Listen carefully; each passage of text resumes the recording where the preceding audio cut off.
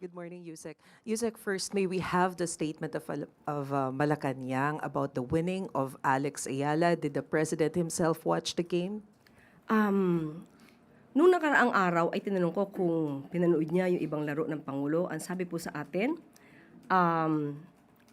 usually ay ayaw niyang manood ng live dahil mukhang mayroon daw yata siyang dalang hindi swerte kapag ka nanonood siya ng personal na laro o nanonood siya live. So, kagabi ay hindi ko na itanong kung siya mismo ay nanood. Pero nagbigay na po siya ng kanyang pagbati at karangalan sa buong taong bayan, sa sambayan ng Pilipino at ng ating bansa, ang pagkapanalo po ni Alex Ayala. So, congratulations. So do we expect another invitation for Alex Ayala? Will the president give her any reward, acknowledgement? Alam naman po natin na ang Pangulo, pagdating po kay Miss Alex Ayala, ay talagang buhos po ang kanyang pagsuporta.